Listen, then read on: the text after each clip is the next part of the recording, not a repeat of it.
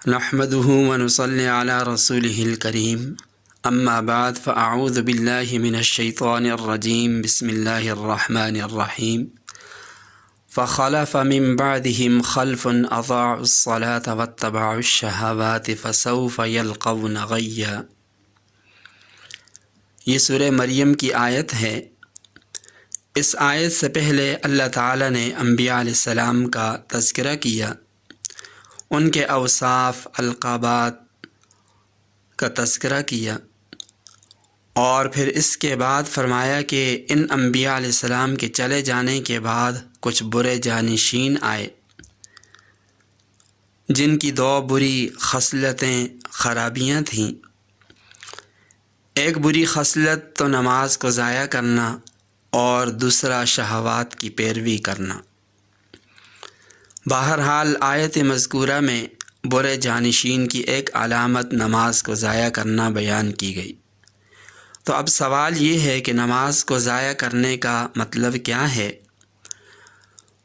تو حضرات علماء کرام نے نماز کو ضائع کرنے کے 4 مطلب بیان فرمائے۔ پہلا مطلب یہ ہے کہ سرے سے آدمی نماز ہی نہ پڑھے، دنیا کے سارے کام کرتا ہے لیکن نماز جو فرض عبادت ہے اس کی طرف کوئی توجہ نہیں، دھیان نہیں، اور متعدد احادیث میں اس پر بڑی سخت وعیدیں بیان کی گئیں۔ مسلم شریف کی ایک روایت میں نبی پاک صلی اللہ علیہ وسلم نے فرمایا، نماز کا چھوڑنا بندہ مومن اور کفر کے درمیان کی دیوار کو گرا دینا ہے۔ اسی طرح ایک روایت میں فرمایا، جس نے جان بوجھ کر نماز کو چھوڑا پس وہ کافر ہو گیا۔ اسی لیے حضرات صحابہ کرام کی ایک بہت بڑی جماعت جلیل القدر صحابہ کرام، جن میں حضرت عمر فاروق رضی اللہ تعالی عنہ، حضرت عبداللہ بن مسعود، حضرت عبداللہ بن عباس، ان حضرات کی رائے یہی ہے کہ بلا عذر بلا وجہ نماز کو چھوڑنے والا کافر ہے۔ ائمہ اربعہ میں سے حضرت امام احمد بن حنبل رحمہ اللہ، حضرت عبداللہ بن مبارک رحمہ اللہ کا بھی یہی مسلک ہے کہ بلا عذر بلا وجہ نماز کو چھوڑنے والا کافر ہو جاتا ہے۔ امام مالک اور امام شافعی رحمہ اللہ فرماتے ہیں کہ نماز کا چھوڑنے والا اگرچہ کافر تو نہیں ہوتا، مگر وہ اس سرکشی اور اس طغیانی، اس بغاوت کے پیش نظر اس قابل ہے کہ اس کی گردن اڑا دی جائے۔ امام اعظم ابو حنیفہ رحمہ اللہ فرماتے ہیں کہ جو شخص نماز چھوڑ دے اس کو اس وقت تک جب تک کہ نماز نہ پڑھے مارنا اور قید و بند میں رکھنا یہ واجب ہے، ضروری ہے۔ اس سے آپ اندازہ کریں کہ نماز کو ضائع کرنے کا معاملہ اتنا آسان نہیں ہے، بلکہ اس کی اہمیت کے پیش نظر شریعت نے بے نمازی کے لیے سخت ترین سزائیں مقرر کی۔ تو نماز کو ضائع کرنے کا پہلا مطلب یہ ہے کہ آدمی سرے سے نماز ہی نہ پڑھے۔ اللہ تعالی ہماری حفاظت فرمائے۔ نماز کو ضائع کرنے کا دوسرا مطلب یہ ہے کہ نماز کے اوقات کو ضائع کیا جائے، یعنی نماز تاخیر سے پڑھی جائے، نماز کے اندر سستی، کاہلی، غفلت کا مظاہرہ کیا جائے، اور نصوص سے اس کی بھی مذمت ثابت ہے، اور اس عمل کو منافقین کا عمل بتلایا گیا کہ آدمی نماز کے اندر سستی کرے، تاخیر سے پڑھے، غفلت کرے۔ فرمایا وَإِذَا قَامُوا إِلَى الصَّلَاةِ قَامُوا كُسَالَىٰ، کہ جب وہ نماز کے لیے کھڑے ہوتے ہیں تو سستی کے ساتھ، غفلت کے ساتھ کھڑے ہوتے ہیں۔ دوسری جگہ فرمایا فَوَيْلٌ لِّلْمُصَلِّينَ الَّذِينَ هُمْ عَنْ صَلَاتِهِمْ سَاهُونَ، بڑی خرابی ہے ان نمازیوں کے لیے جو اپنی نماز میں غفلت برتتے ہیں۔ اس آیت کی تفسیر میں حضرت سعد بن ابی وقاص رضی اللہ تعالی عنہ سے منقول ہے کہ رسول اللہ صلی اللہ علیہ وسلم سے پوچھا گیا اس آیت کا مطلب کیا ہے؟ تو آپ علیہ السلام نے فرمایا کہ یہ وہ لوگ ہیں جو نماز کو اس کے وقت سے مؤخر کر دیتے ہیں۔ ایسے لوگوں کے انجام کے بارے میں بتلایا کہ ان کے لیے وائل ہے، اور وائل جہنم کی ایک وادی ہے جس میں کفار کو ڈالا جائے گا، تو اس کی تہہ تک پہنچتے ہوئے 40 سال کا عرصہ لگ جائے گا۔ نماز کو ضائع کرنے کا تیسرا مطلب یہ ہے کہ نماز کی خشوع کو پامال کر دیا جائے۔ شریعت کی اصطلاح میں خشوع کا مطلب یہ ہے کہ بندے کے دل میں بھی سکون ہو اور اعضاء میں بھی سکون ہو۔ دل میں سکون ہونے کا مطلب یہ ہے کہ دل کو اللہ تعالیٰ کے علاوہ کسی اور کی طرف نہ لے جائے، ہمتاً اللہ تعالیٰ کی طرف نماز میں متوجہ ہو۔ اور اعضاء میں سکون ہونے کا مطلب یہ ہے کہ اپنے اعضاء سے فضول لغو لایعنی حرکتیں نہ کرے، اور خصوصاً وہ حرکتیں جن سے نبی پاک صلی اللہ علیہ وسلم نے منع فرمایا۔ خلف بن ایوب ایک بہت بڑے بزرگ گزرے ہیں، ان کے بارے میں آتا ہے کہ ان سے کسی نے پوچھا کہ کیا تمہیں نماز میں مکھیاں تنگ نہیں کرتی؟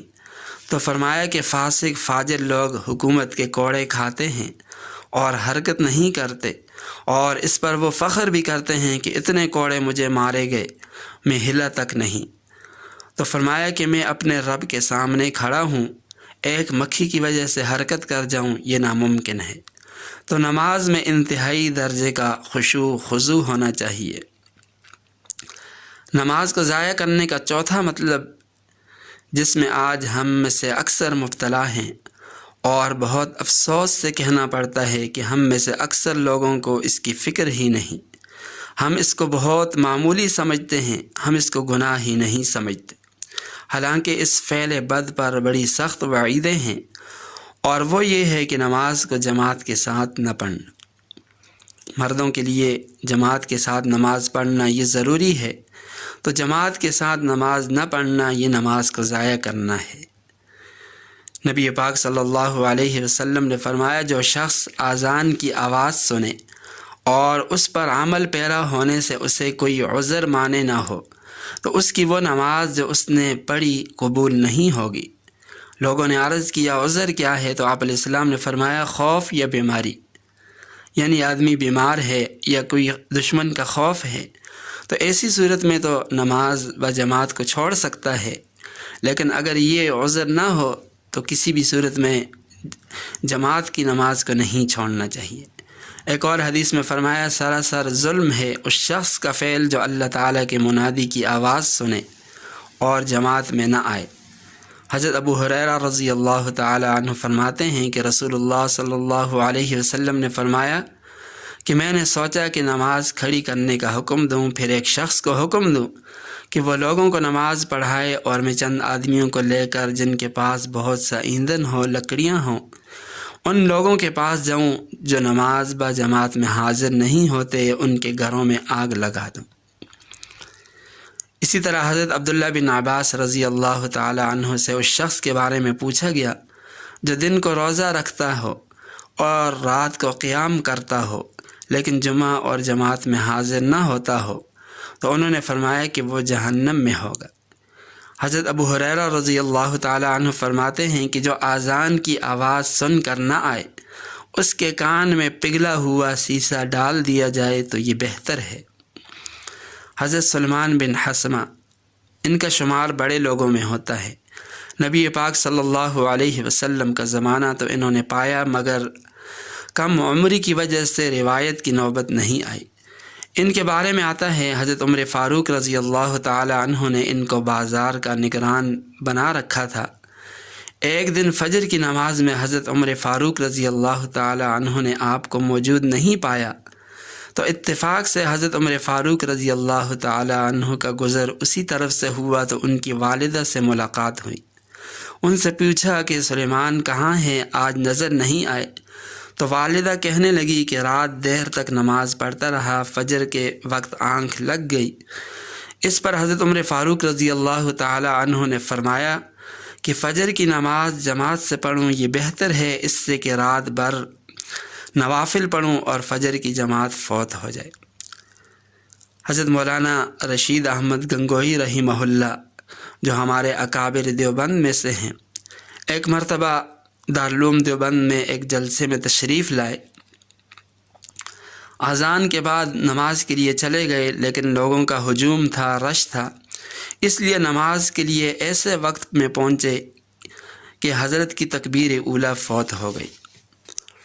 نماز کے بعد کچھ لوگوں نے محسوس کیا کہ حضرت کے چہرے پر کچھ اداسی چھائی ہوئی ہے، پریشانی ہے، تو کسی خادم نے ہمت کر کے کہا کہ حضرت ابھی کچھ دیر پہلے تو آپ بڑے خوش تھے، حشاش بشاش تھے، آخر کیا بات ہے کہ آپ اتنے غمگین ہیں؟